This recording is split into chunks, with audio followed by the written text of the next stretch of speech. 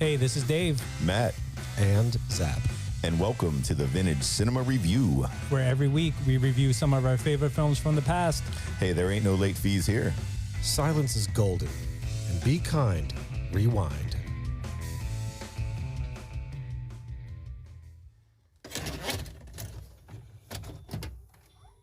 Man, I never tire of that sound. What are we popping in today, Dave? That's Brewster's Millions. Brewster's Millions. Yeah. Oh. We got a special guest in the house tonight, too. Yeah, alas, Matt is still busy, fighting a good fight, working hard. But the show must go on. He'll be back soon enough, I promise. But in the meantime, we have with us Scheiby. Thank you, gentlemen. Thanks for the invite. No problem. Thanks for being here. Happy to have you. Yeah, so Brewster's Millions. You know, Zap, I actually picked this up last week in Shippensburg at a thrift store, an actual VHS copy. Scheiby's holding it, Brewster's Millions. That's awesome. 79 cents. See, that's a value. 79 cents. Dude, when that was released, I would be willing to bet it was at least $19.99, if not $24.99. Actually, I lied. It's 99 I was going to say, it looks like you got a discount because the sticker says 99 cents. That's what I'm seeing here. Con Air was 79 cents. I got that too. Awesome. Which should have just come out. We just did that one. That's right. So yeah, Brewster's Millions. This is rated PG. 1 hour, 41-minute runtime on this. Release date, May 22nd, 1985. So there were two other big movies that came out that same weekend. Okay. First Blood, Part 2, Rambo, and A View to a Kill. Ooh. Yes. James Bond. So they probably hurt this a little bit, I bet. Duran Duran did the theme song for that one. Yes. Yeah, very good song.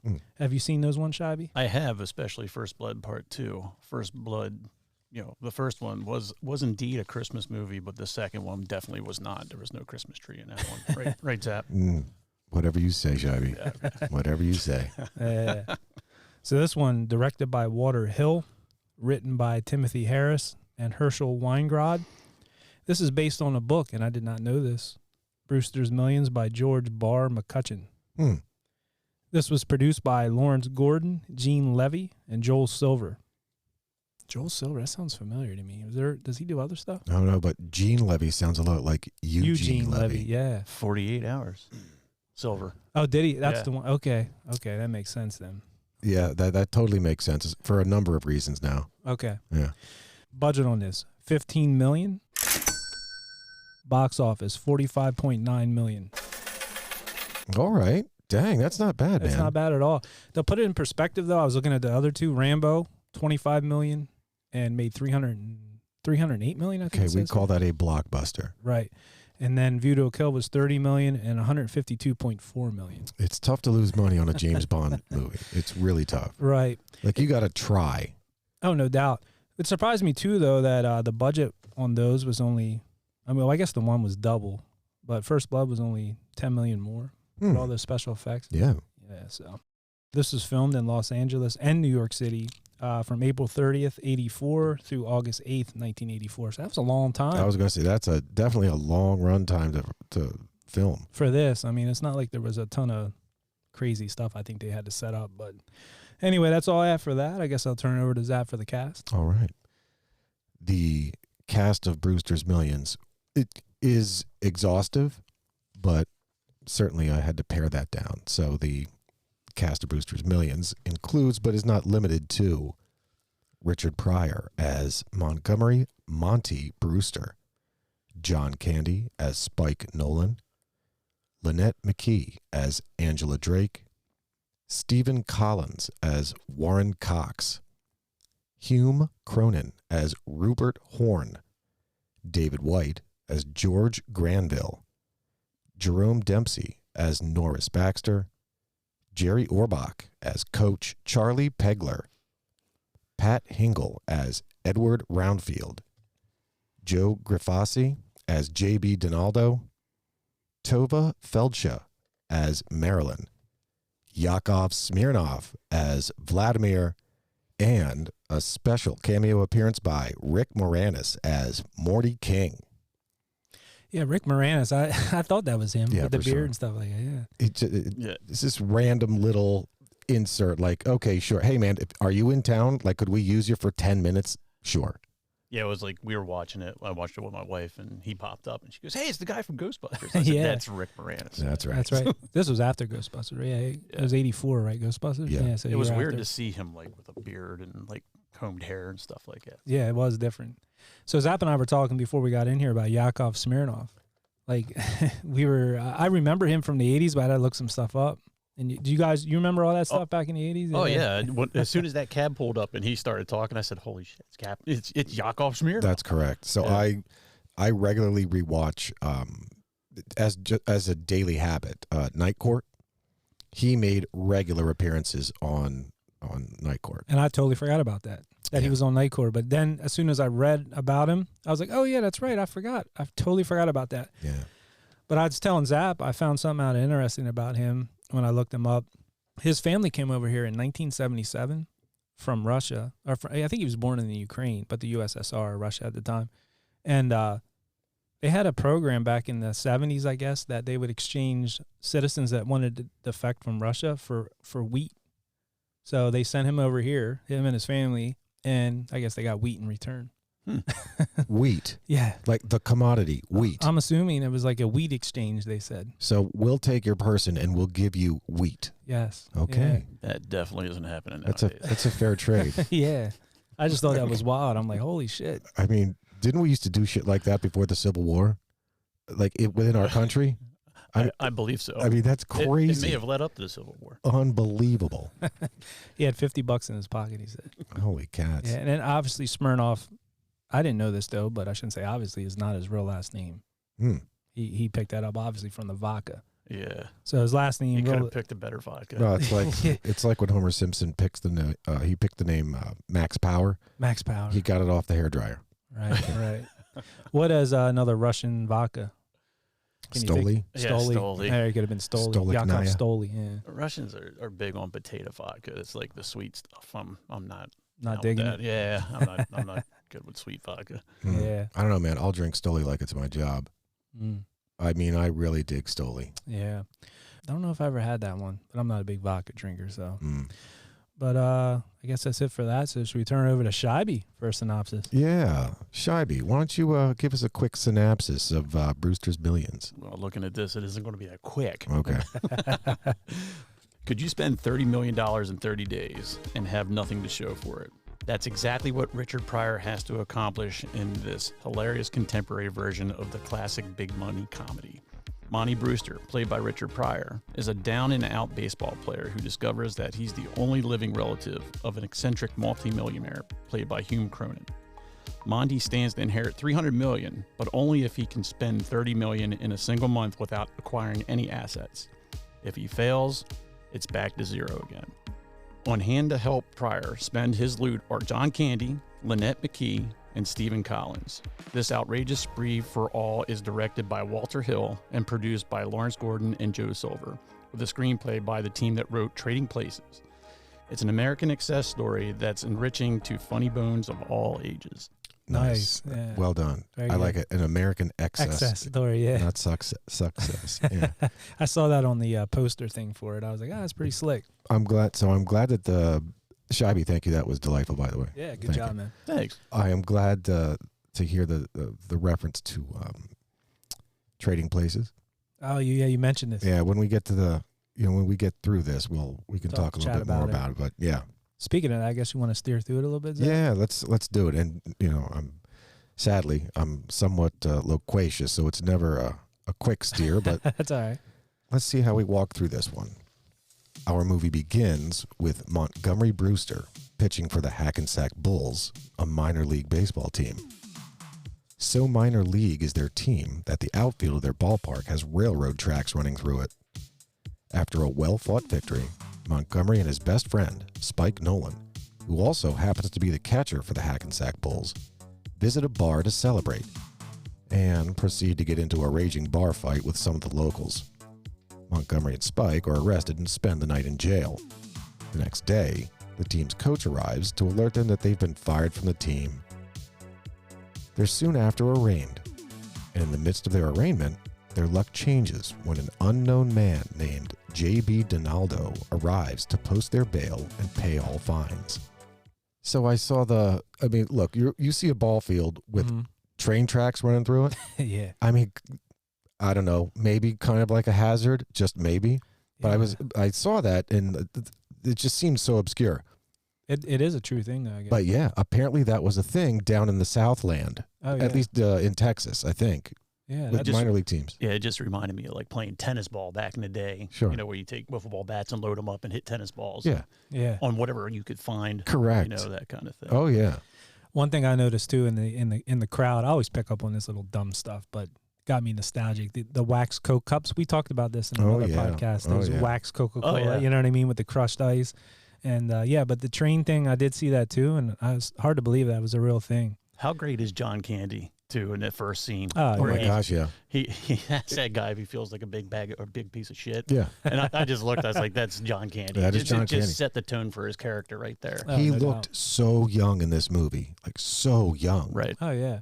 What was Richard Pryor, like 40 probably then, around now? And Candy about the same, you think? I don't know. I'm always bad at judging that, but I wouldn't be surprised if Candy, well, let's see, Candy died in the 90s. Mm-hmm.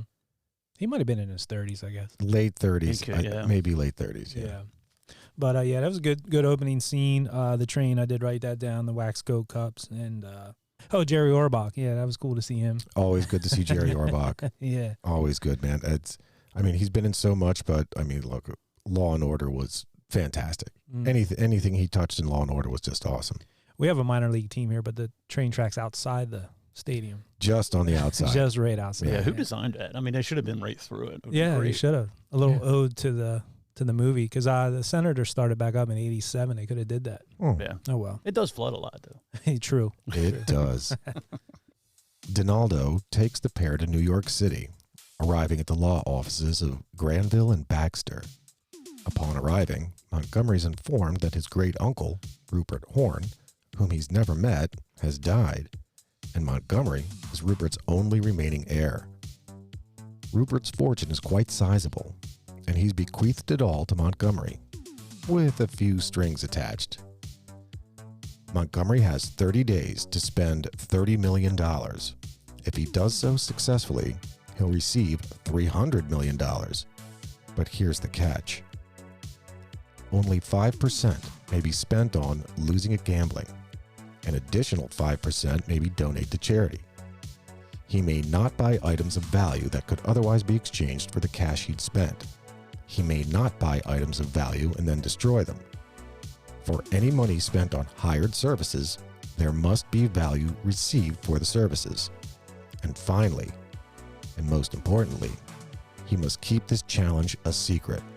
No one must know the reason behind his forthcoming reckless spending.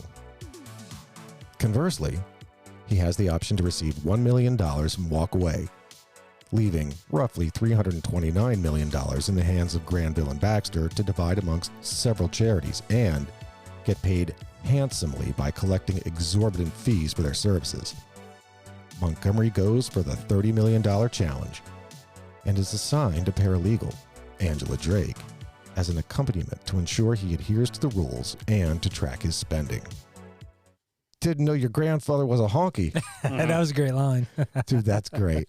I miss that. Oh, P.S. We were talking about T-shirts earlier. I also have a T-shirt that I wear like regularly. It's actually one of my grass cutting T-shirts because I've had it for so long. Yeah. It's got O.J. Simpson's high school senior year picture and then honky written right below it. Nice.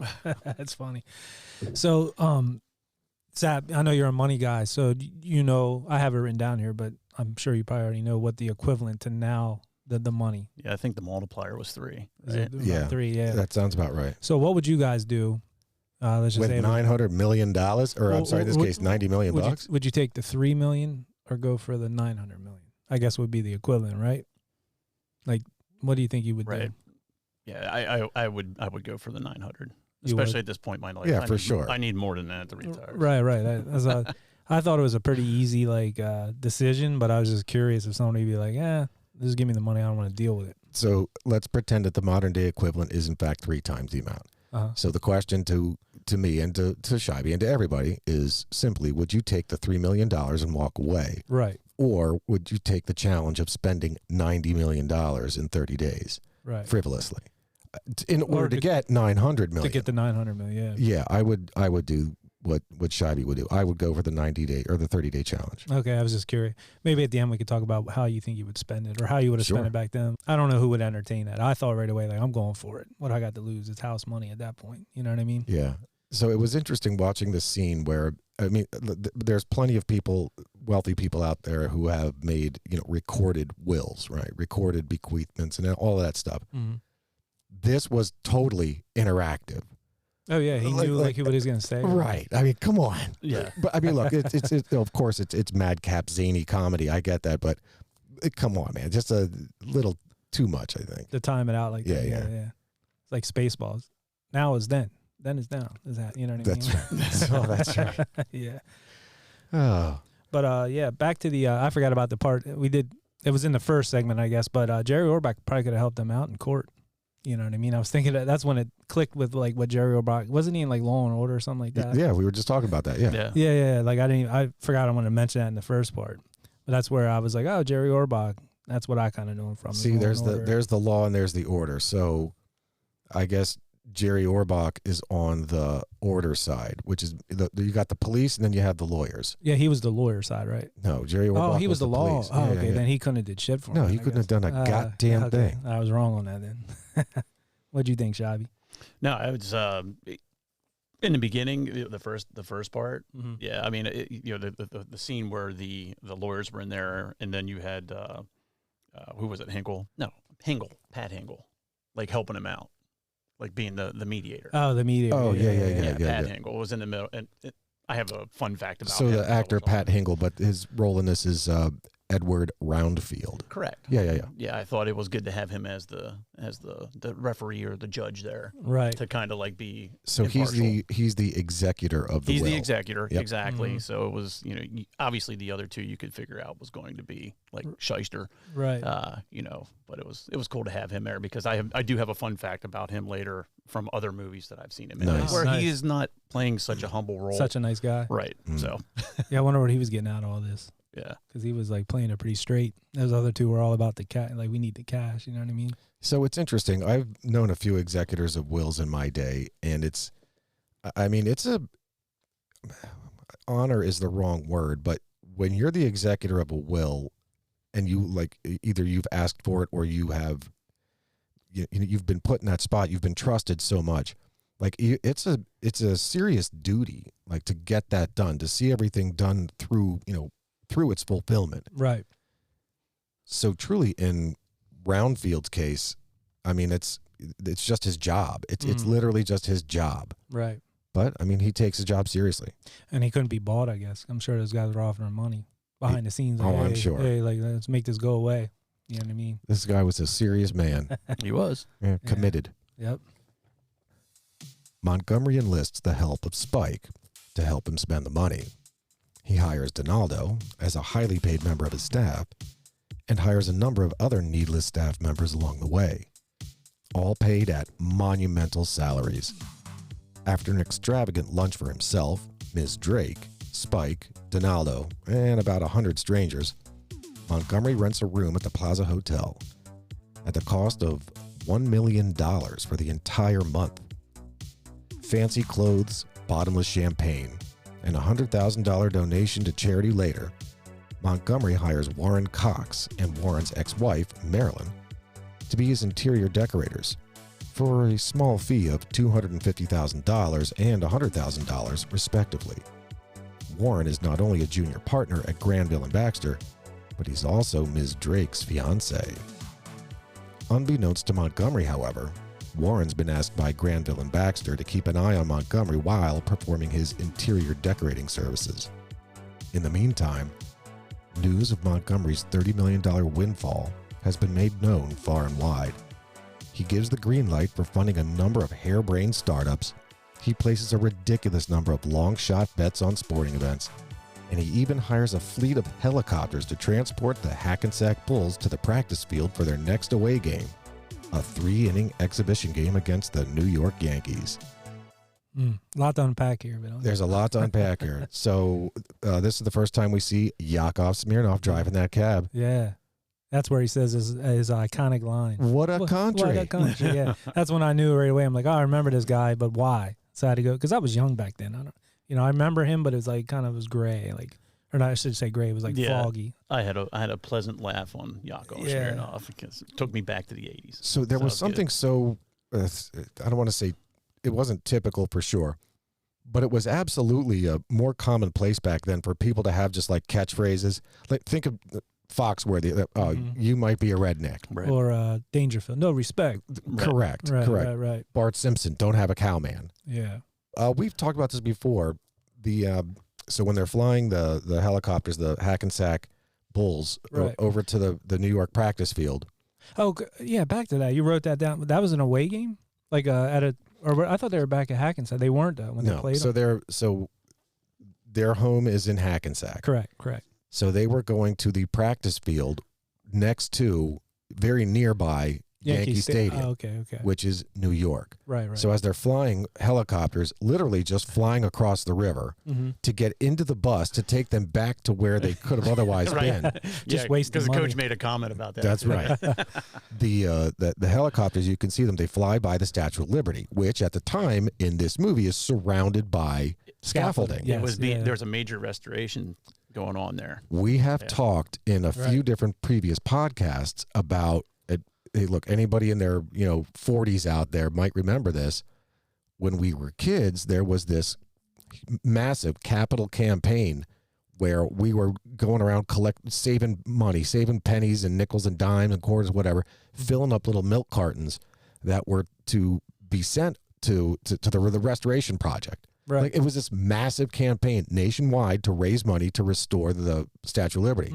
And all we got out of it was the goddamn torch. That was it. That was it. I do kind of remember it now you're saying it. Yeah, I actually Googled it because I noticed that in the background. I was like, what the hell was going on back then? Yeah. That's exactly what you said. I remember doing that. I totally remember doing that. Absolutely. In the last segment, we were talking about, when we were first introduced to Granville and Baxter, there was like an element of shystiness to them. Oh, yeah. Well, so now that really comes out, that these two ask Warren, look, man, sure, you can go on a leave of absence from the firm and go ahead, be an interior decorator for this. That's fine. I'm sure we can work that out. But while you're there, you got to keep an eye on Monty. So this reminded me, and I'm glad, Scheiby, you had mentioned it in the synopsis. This screamed of trading places. This just absolutely smacked of trading places. Like, the two rich guys that are trying to bring down the lowly guy, who also happens to be black in both movies. Right. Eddie Murphy in that one. Right.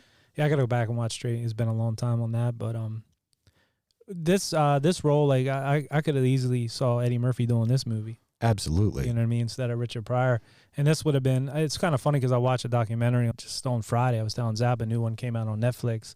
And there was kind of a transition where now Eddie Murphy was the hot commodity in all the movies and stuff like that. So it was kind of cool to see Richard Pryor in this. And I'm wondering if this was at the time where he's trying to, not that he was never not relevant, but if he was trying to become like more relevant again, because Eddie was probably the hot guy at this time. Oh, yeah, for sure. Dude, his stand-up, Richard Pryor's stand-up was remarkable. That was fantastic. Oh, especially towards the end where you could tell he was kind of, deteriorating a little bit. But I'd read something someplace that he was basically high or on something. All the time. Every time he performed. You could tell. But it was so damn funny. But that's the thing, though. I think, if I read it correctly, he felt he had to be high, because if he was just normal, he didn't think he was funny. Or he didn't think that people would find him funny. Yeah, it's the same thing with musicians. Some musicians, they think it can only perform high, and that's what they do, and that's their demise. Sure, so it's Now, this is going to sound crazy, but did he work clean in this? Because I don't even remember. Like, watching it just last night, like,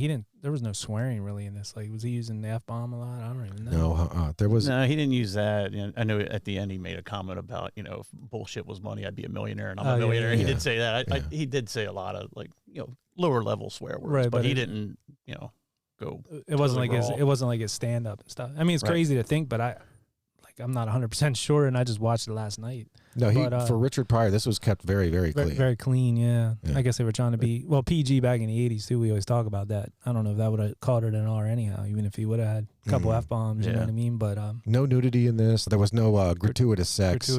Yeah. And John Candy always worked clean, right? He never really was. Did he? Correct. Yeah. Correct. Yeah. So maybe that had something to do with it too, just who he's with in the movie. I don't know. Maybe. It was funny though in that first scene where they're at the bar and talking to the two ladies. Oh, yeah, and Torchies. And yeah, and Candy's sitting there and he's checking his girl out and he's like looking down and you can't see the girl. It's like, oh man, she's probably wearing something low cut. And then it cuts away and she has this high cut tank top on. I'm like, wow. That's What was he looking? Probably a sandwich or something. you know, maybe a line of Coke. Could have been that too. It could have yeah. been. But one of the things too is every time I saw Warren Cox in this, I just thought of Grown Up Ralphie from A Christmas Story. I was like, damn, it looks like if Ralphie was aged. Sure. Oh yeah. Yeah. What was that guy in other than this? Because he looked familiar. He definitely looked familiar. He was definitely in something else. I didn't know. If I you guys can't place knew it. I was off the top of your head, but not off the top of my head. yes. What a brilliant move to hire like an entourage, right? I mean, because even by today's standards, and we know athletes and stuff like that have basically lost all their money to entourages. Oh yeah. So Just I mean, hiring everybody they know. yeah, Like, and let me give you that was this. a great move on his part. Say, I'm going to pay you here. Mhm. You know, look at Mike Tyson. I mean, they robbed him blind. Yeah. So no doubt. Yeah. you know. So Zap, when you watch a movie like this, because you're a money guy, I'm sure you have a different perspective. I didn't say a different perspective, but you get all that itemizing and all that. Like that girl Sure. had to do. She basically he had to have receipts for every little thing and like track everything. Yeah. So That's the stipulation. yeah, I mean, that was the stipulation is you had to spend $30 million right. with those, again, those other subtleties. Mm-hmm. 5% on gambling, 5% on charity, and then you can't just go buying shit and destroy. I think they said like Van Goghs, or you can't go buying Just fine burn art them. and Yeah, just right. sit there and burn them. Right. And we were talking too before we came down about the iceberg thing. So I showed Zap this, right? That's right. I can't believe this. I'm sorry, man. Go ahead. So I was showing Zap, and I thought I read this, and I was like, let's look this up real quick. But I guess they actually recently were thinking about trying that, actually taking icebergs from Antarctica and transporting them to the United Arab Emirates, I guess Yeah, it was, that's because correct. of the droughts and different things in China. So I was wondering, like Zap and I were saying, like maybe they saw the movie. And we're like, Yeah. that's worth a shot. But who would have thought that would have ever been a possibility?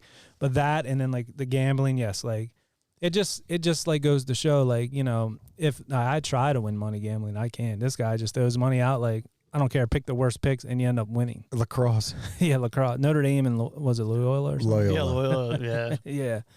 So it's just funny, and Long also shot bets. Maybe that's the approach. Don't try to win. try to lose. Yeah, try to lose. That is probably the good logic, because a lot of times whatever I'm thinking is usually the opposite. Yeah. Usually Yeah. the opposite happens. Right. Warren has since been given the full story behind Montgomery's spending by none other than Granville and Baxter, who've offered him full partnership if he helps with ensuring that Montgomery doesn't succeed in the 30-day challenge. She may say she's only his accountant, but Ms. Drake has grown to care about Montgomery and his wild spending. She's even growing to like him. Also concerned about Montgomery's needless spending is Spike, who engages an investment advisor to help offset Montgomery's dwindling cash. True to form, the investment advisor does exactly what Montgomery doesn't want.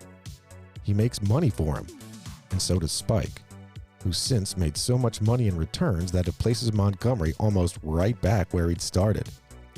In a stroke of genius, Montgomery decides to enter the race for the mayor of New York City. His campaign?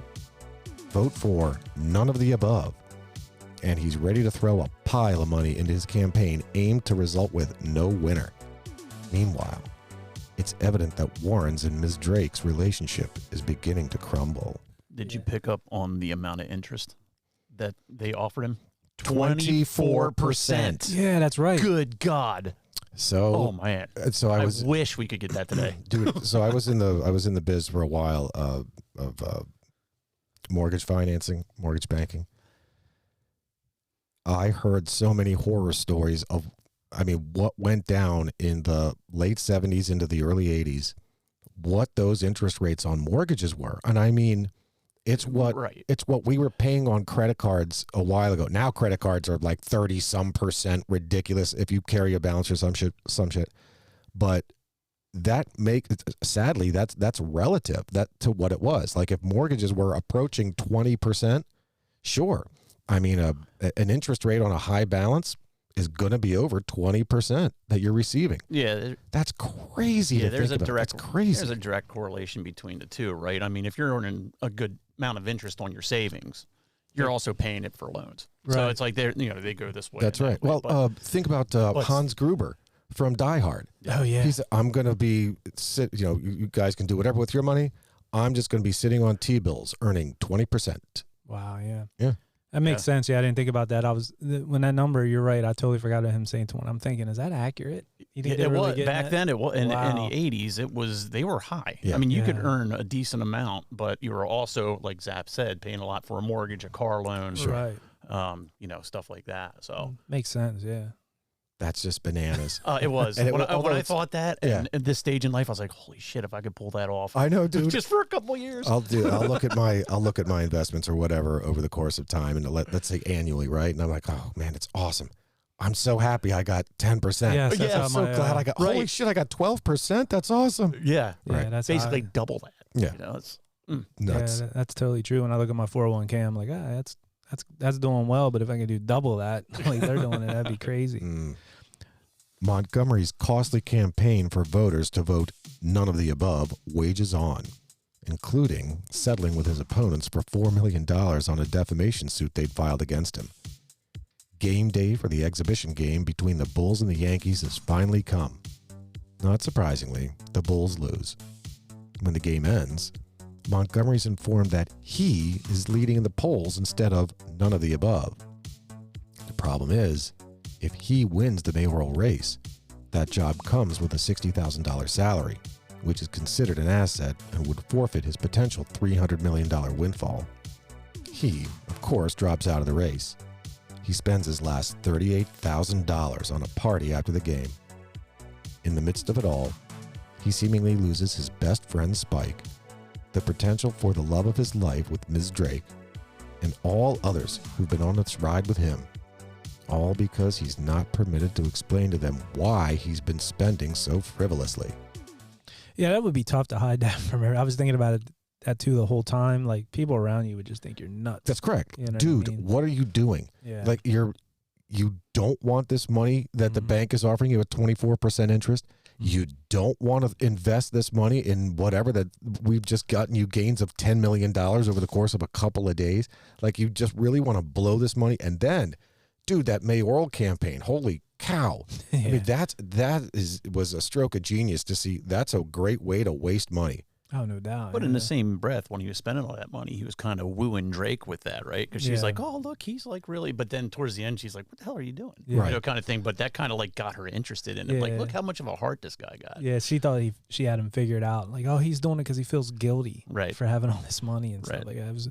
But yeah, like people around you just be like, you're nuts, like blowing your money like that. Well, and even Ms. Drake had said, it's like, look, what do you have any idea how much good that money could do countless people? Like, you could donate to this and donate to that. Like, she's giving him ideas that he would love to do. He would absolutely love to do that, but he can't, which ultimately just makes him look like an asshole in so many different ways to this woman. Right. Yeah. That would be the hardest part, I think, is just hiding it. One thing that struck me, though, is the whole campaign, none of the above. That's great.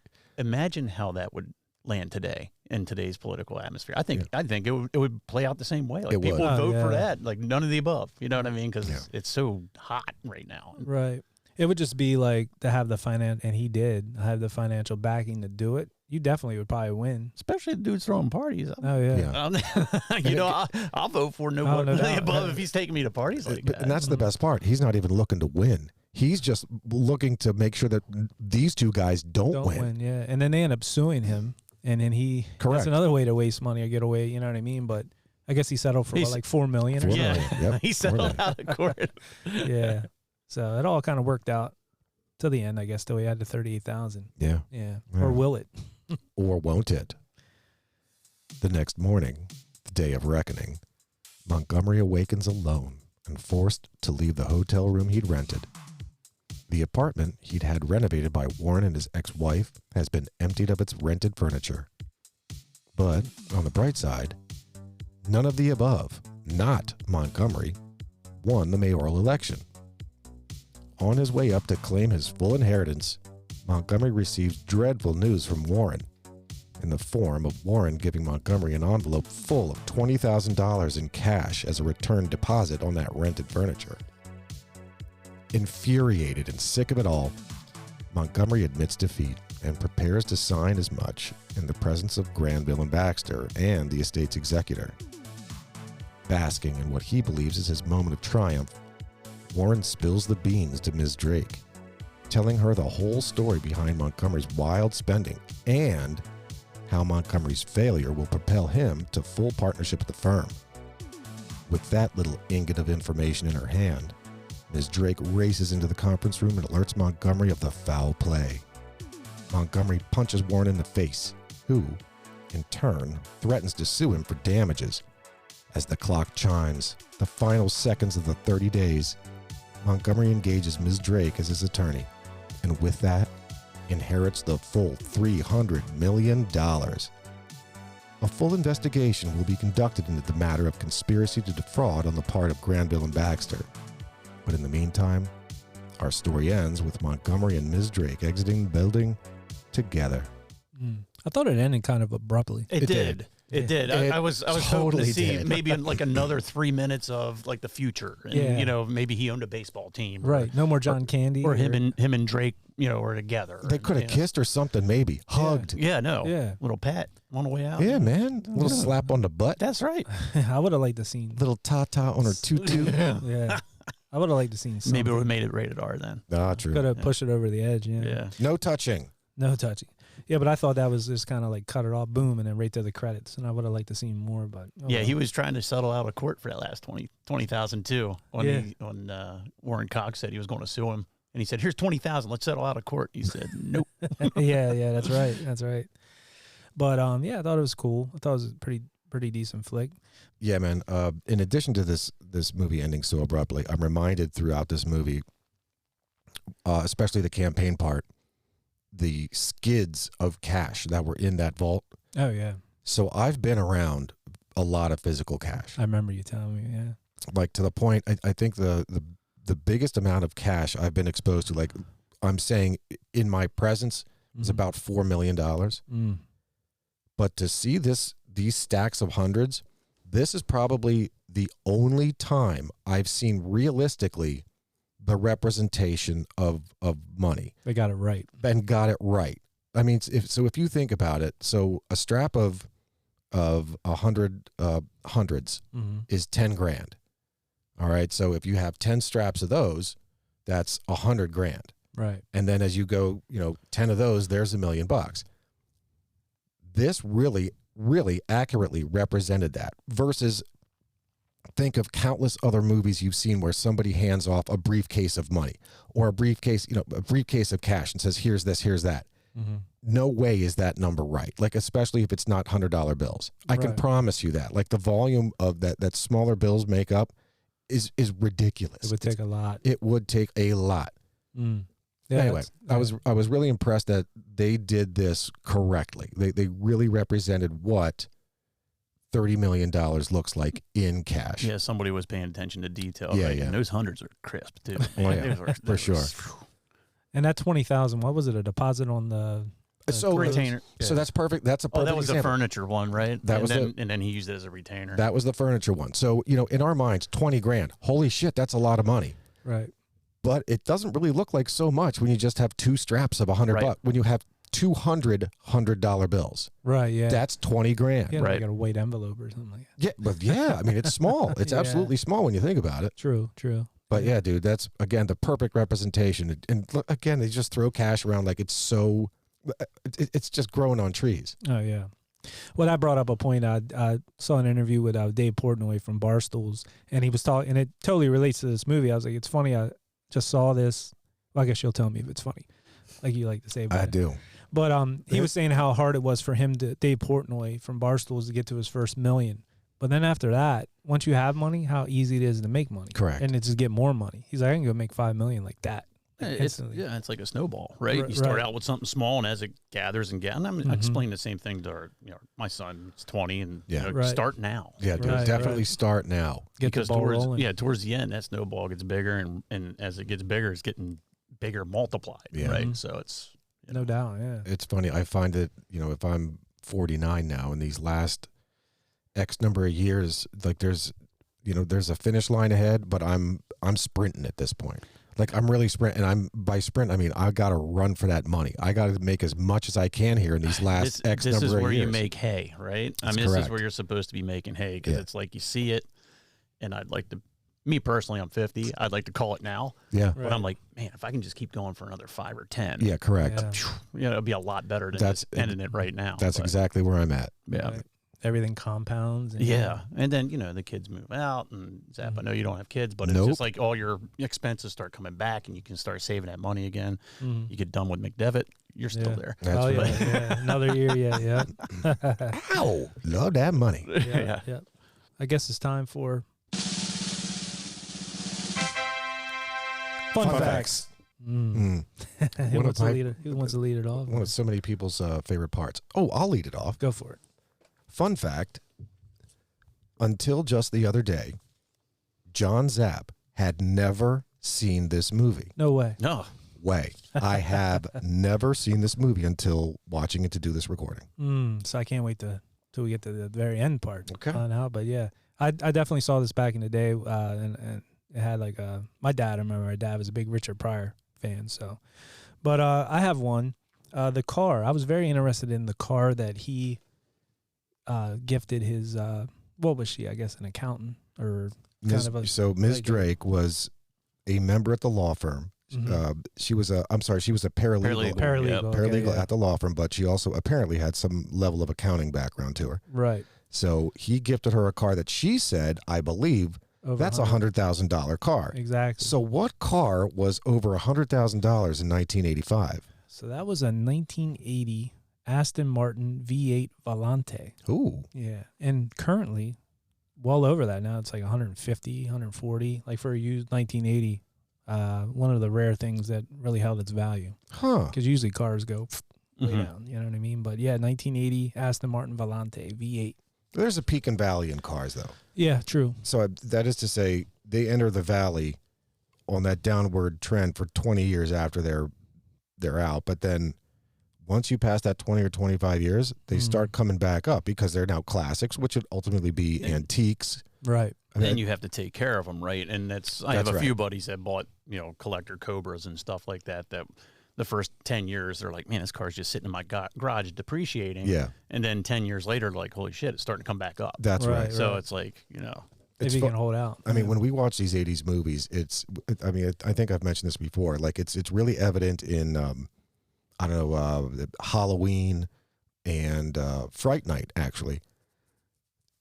When these movies came out, some of the people in the movies are driving these late 60s Mustangs. Right. Which in the early 80s were just 18-year-old pieces of shit. I mean, really, they were just, oh, man, like now, right? If it's 2025, if I was driving a car from 2007, that car would likely be a piece of shit. Right. Right. But now, obviously, as we know, all these years later, those Mustangs are worth a lot of money. Boatload. Yep. Yeah. Same concept. Yep. Same thing with like VHS. Precisely. Got anything? Dave, did you pick up in the one of the first scenes where all the cabs were there in New York when? Yeah. Did you see the UPS truck in the background? I did. You yeah. did? Yeah, okay. I was thinking. I was thinking they didn't change much at all. And that was my point. I was like, wow, that looks like just like a truck today. I mean, absolutely. It went back. You could see the side of the profile of it go by, and I was like, holy shit, that looks like one today. Yeah, that's crazy because I did notice that, and I was like, oh my god, they didn't change at all. Whereas like your FedEx truck at that time would have said Federal Express. That's and right. Full logo on the side. So logos change over the years, different things, but UPS has been pretty consistent. It's tough to change brown. Yeah, true. I mean, they tried that with Cracker Barrel, and that didn't work. It didn't work. That's They go true. right back. Uncle Yeah. Herschel came right back, man. That's right. I mean, sometimes that's the best. So just keep it simple and it's timeless. You know what I mean? And the other one that I noticed too is the Miller High Life bottle that Richard Pryor was drinking at the somber party towards the end. Oh yeah, that has not changed. The champagne. As a matter of fact, I was just in the mountains and drank like 8 of them last week on my way up. But yeah, I mean, that's a good observation. Yeah, I am deeply disappointed that a couple of years ago they discontinued, and I think it was right around COVID. They discontinued High Life Light. Yes. Oh, that was Oh, Never Yeah, because had that. High Life is heavy. I mean, it's a heavy beer, Yeah. but it's Right, good. right. I remember you used to be able to get it for like $9 a case. yeah, oh God, yeah. Yeah. Oh, God. Not those were the anymore. days. The other thing about the Somber Party, Zap, did you pick up the cutaway scene? It was maybe 2 seconds. The guy smoking the cigarette. No, I I thought missed it. directly of you. It was, I missed he it. was sitting there and he was like, his girlfriend was like past, like almost sleeping, and he's like, and then it just cut away. I was like, I wonder if Zap picked up on that one. I'm telling you, if I would have, I don't know how I missed it, but I can promise you, it is so difficult for me anymore. If I watch a movie and somebody lights up a cigarette or somebody smoking, I immediately have this insatiable desire to smoke. So I'll pause the movie, step out, and have a cigarette. It's just the trigger. Yeah. So a couple other things I did notice, like I was saying earlier, like Pat Hingle, Mm. I'm a big watcher of Charles Bronson movies as well as Death Wish. Clint Eastwood. He was in Sudden Impact.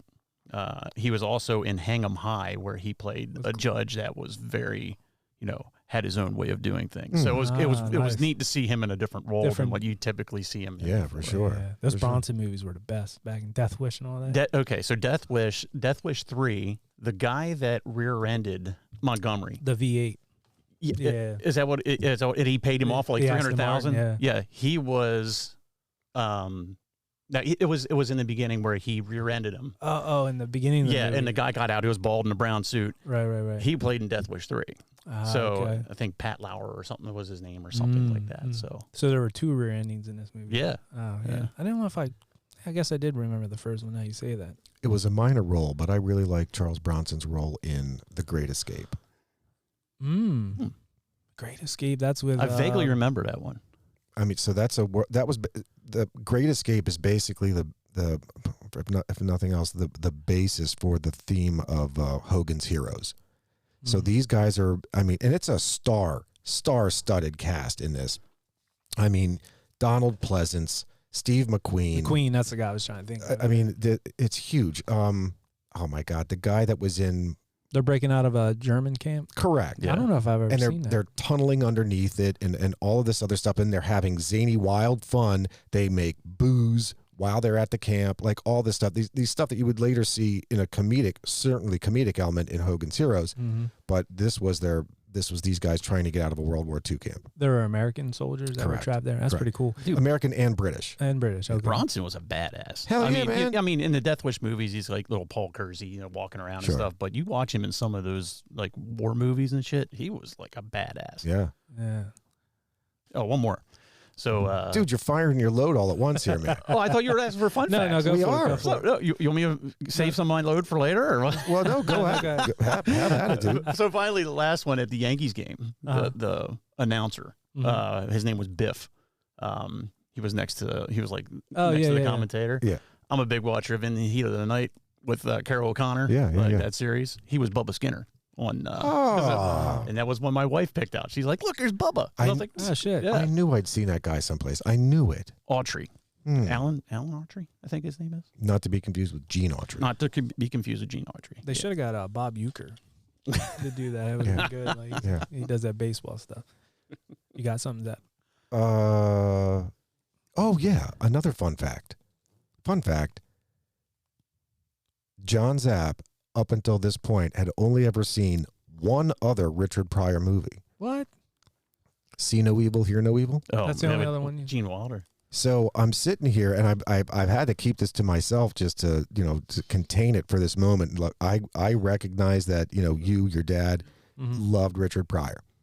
Dude, I just could not ever get into him. Really? I just wasn't No into him. stir crazy? None of that No, stuff? man. And maybe it's because at the time, like Eddie Murphy stole the scene, but I mean, dude, I just couldn't get it. Like I would get more into Red Fox than I would get into Richard Pryor. His comedy as well, like his stand up? Correct. Oh, for real? Wow. I've never seen any Richard Pryor stand up. No, Ooh. Sunset Do Strip. yourself a favor and watch some of it, especially towards the end. Okay. He's a phenomenal. Yeah. My dad loved Richard Pryor, so like that's what I grew up on. Right. And then Eddie Murphy obviously came after that. And I mean, I was older then, Right. like Raw and all that. But yeah, like Richard Pryor was huge in my house. Fuzzy Wuzzy was a woman. Oh, nice. See No Evil, Hear No Evil. That's from that movie. Was that with Gene Wilder. Gene Wilder. Oh, okay. Now I'm thinking. Yeah. Of, what was the one with the? One was blind, one was deaf. Yep. Right. Yep. But I'm thinking of another one with the with George Burns. It was like a devil movie. Oh God, you devil! Maybe that's. What it was. Yeah. That was his main thing. It was. I get them confused for some reason. What I have here? I had one I wanted to bring up. Now I can't find it. But Sorry, I dumped my load and No, it's confused everybody. your load's all over my papers. That's impressive for this age. It's true. Was there any coulda, woulda, shouldas in this, or was this basically just set? Yeah, I didn't see any of those. This was really just made as one of those, again, those 80s throwaway movies. Like it's not like, oh, we're really holding out for, We could have got Eddie Murphy. Well, actually, what's funny is in Trading Places, that was written for Richard Pryor, I think, and they gave it to but that doesn't really relate to this. But and I just know that from the documentary thing. I just watched it. So Walter Hill landed this directing job based on the success from 48 Hours, and we talked a little bit about 48 Hours before we started recording. And there were some Torchies. The bar in the very beginning was also used, I guess, in 48 Hours. Yep. There were a couple of things that they used from that in this movie, but one other last fun fact I'll give here real quick. I don't know if you guys caught this, but it is something I hear a lot of time in like 80s movies. So the musical score and sound design included a distinctive clock sound. Near the end of the film, used the New England digital synclavier, an extremely expensive digital sampler common in the 1980s pop music and film production. So that is something I did notice a lot of times in movies and music, that ticking clock sound near the end. I guess it cost a lot of money back then to do those sound effects and all that stuff. Nowadays, you can do everything with AI and you don't even need any of that stuff. But yeah, it's pretty much all I got. I mean, a lot of the other fun facts are like little dumb things, you know what I mean? Well, So, all right. but so there was no coulda, woulda, shouldas in this. This was definitely a movie that was, again, made for Richard Pryor. And it's not like, they were fighting for scenes. And they were upset that they didn't get one guy or another guy. So, all right. There is one. Oh, go There for is it. one deep in all these, but they previously wanted John Ritter in the lead role. Really? Yeah. Wow. That would've been- Really? yeah. John Ritter? Yes. That would have been weird. I don't know if I could have saw him in that. So I'm so happy to hear you say John Ritter, because in addition to watching Night Court all the time, not that new bullshit that they re-released or they released 30 years later as a continuance. You're thinking Marky Post. Correct. The OG. Yeah. Every morning I watch, they've just recently switched to Three's a Crowd, but I was watching Three's Company. I love Three's Company. Dude. Yeah. I watched Three's Company every morning. Again, until recently, they ran through the season. Now they're running. This is Antenna TV. Right. So now they're running the channel, not literally using an antenna. I'm saying the name of the channel is Antenna. Right. They went to the spinoff where Jack gets married. I don't know if I remember that one. Oh, Yeah, I don't remember that one. Yeah, so it started with Three's Company, then it became Three's a Crowd. Oh. I just remember Terry. Terry was. Yeah, They needed yeah. more Terry in that Terry, one. the second blonde. Yeah. Yeah. Correct. Third. Or was it Third third? blonde. Yeah. The first was Chrissy, which was Suzanne Summers. The Yes. second was Cindy, and I didn't know her name. That's right. And then the third was Terry. You know what's crazy about that show? And Terry, who was Felix Leiter's wife in Timothy Dalton's second James Bond movie, License to Kill. License to Kill. Yeah. We were Nice. talking about James Bond earlier, and it's 6 degrees of Kevin Bacon back to Bacon. Yeah. What blows me away about that show, watching it now, is like we're about the same age as like the Ropers.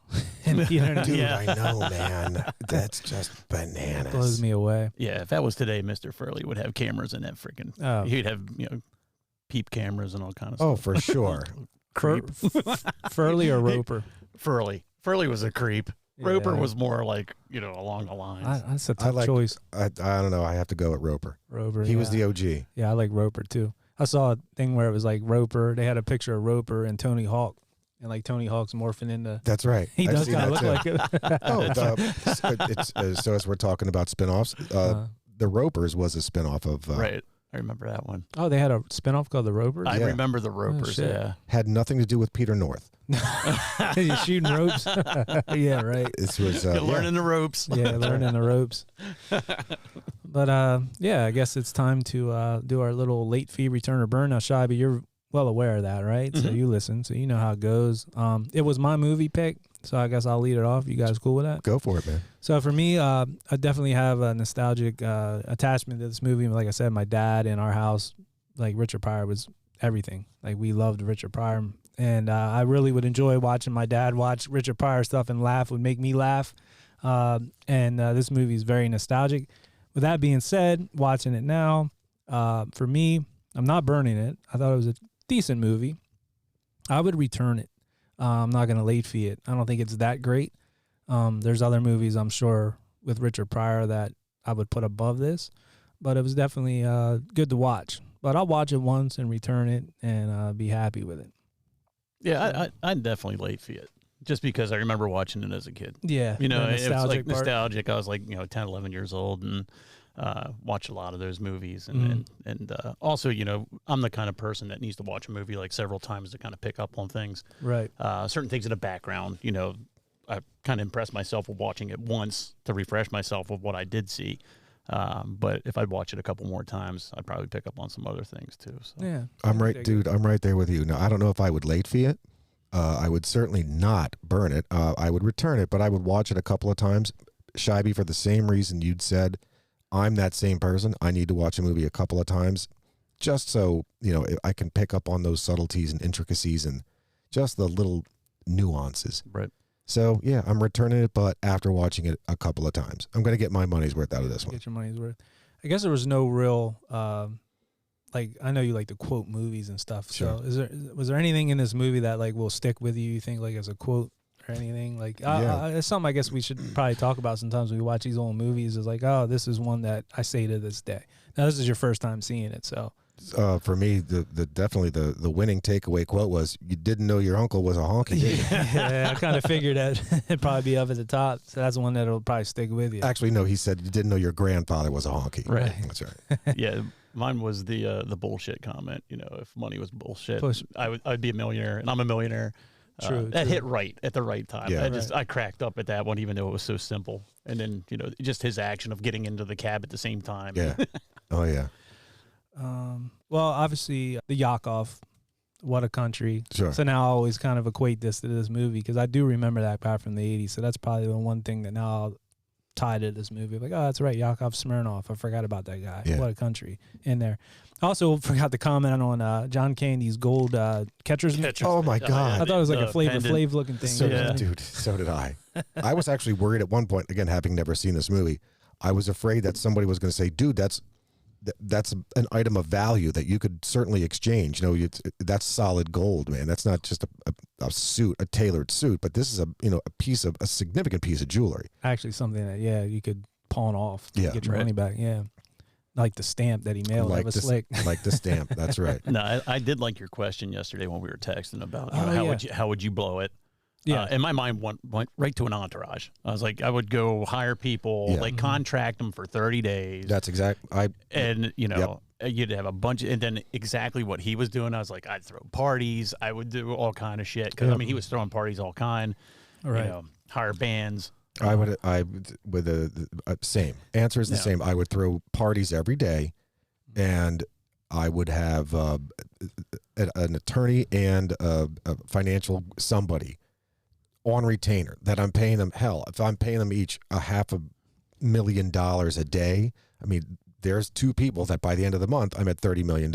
And give them spot bonuses. That's right. You know what I mean? There was nothing that said anything about no spot bonuses. That's right. So if you have employees on a payroll and you're like, you're doing a great job, here's $10 million. That's right. A little extreme, but maybe 500,000. The trick for that, you do have to receive value for the services. So you have to get something out of it. If all the financial guy has to do is run a tally of how quickly the money is dwindling each day, okay, sir, you've done your job. And then on the lawyer guy, hey man, I don't know, every day go onto the State Department and establish a new LLC for me. Start up a new partnership for me. Right. Whatever. Talk to me for an hour about something legal. Great. You've earned it. Right. If it was me back in 85 and I had that money to spend, I would have definitely hooked my friends up, like you said, did Entourage. And I also probably went to the arcade and played Dragon's Lair nonstop until I could beat it. Nonstop. Now, that would take a long time and a lot of money, but only at a quarter a shot. It is not going to get there, but it is funny because when you texted, we were talking about the confines of Steelton, and I was like, Steelton. man, I'd have to have the Poca-Who, the Poca-Quad, I'd have all those guys play. Oh, yeah. I'd be buying all kind of lamb, the roast, and, oh, man. They could buy a nice accordion. Oh, yeah. You know what I mean? If you paid them with that. But, Electric. yeah. Yeah. So, yeah, Scheiby, man, you did awesome. Thank you. No, I appreciate the invite. For I'm sure, a man. big fan. Dude, thank you so much for joining us today. Yeah, definitely, Appreciate man. it. I'm sure you'll be back. It's a a big seat to fill, but we really thank you for popping in. You've done well. My wife did make a comment. She goes, "It was nice to sit down and actually watch a movie with you for once." Because we got to watch this movie yesterday. It's cool now. Like, She'll listen to the pod hopefully, and hopefully I didn't say. She's gonna be like Terry. I didn't think you were as a Terry fan from Three's Company. Dude, your wife has to listen to the podcast now. You're soon to be an internet sensation. You are, man. You are. You're gonna be a star. Hopefully for the right reasons. Yeah. So I don't know what we'll be back with, what movie, but we'll definitely be back with something. You guys got anything else in closing? No, I got nothing else other than, dude, thank you for this recommendation and for bringing this movie into my life. I had a good time watching it. It was a great 80s, classic 80s. I don't want to use the term the wrong way with throwaway movie, but it was the nature of the movies at the time. Like they were just made for a quick little weekend zany comedy, and that's it. That was that. I did forget I did write down, not that this matters, but I do look at this sometimes. Roger Ebert gave this 1.5 stars, and Leonard Maltin on his scale 1 to 10 gave it a 4 out of 10. Well, they're both racists. Yeah, they are. If it would have been John Ritter, it would have been 10 out of 10. Of course. You know what I mean? Was Ebert the fat guy or the bald guy? He was the heavier set gentleman with the glasses. Oh, okay, fat sorry. guy. Yeah. Yes, fat guy. Yeah. The other thing about this one too is an hour and 41 minutes or 42 minutes. That's kind of like my wheelhouse. If you go like 2 hours and stuff, yeah, I got to take a break and Yeah, I got shit to do, kind of thing. So for a comedy, no doubt. Yeah. So, But yeah, dude, again, thank you for bringing this in. This was a very good recommendation. I'm glad you guys dug it. So don't forget to find us on Facebook and Instagram at Old Dirty Basement, on TikTok at Old Dirty Basement Podcast. Check out our other podcasts. You Might Be a Madman. And I guess that's it for now. So we'll catch you where? On the flip side. If we don't see you sooner, we'll see you later. Peace. Thanks for listening to the Vintage Cinema Review in the Old Dirty Basement. If you dig our theme music like we do, check out the Tsunami Experiment. Find them on Facebook. Their music is streaming on Spotify and Apple, and where great music is available. You can find us at Old Dirty Basement on Facebook and Instagram, and at Old Dirty Basement Podcast on TikTok. Peace. We Audi 5000.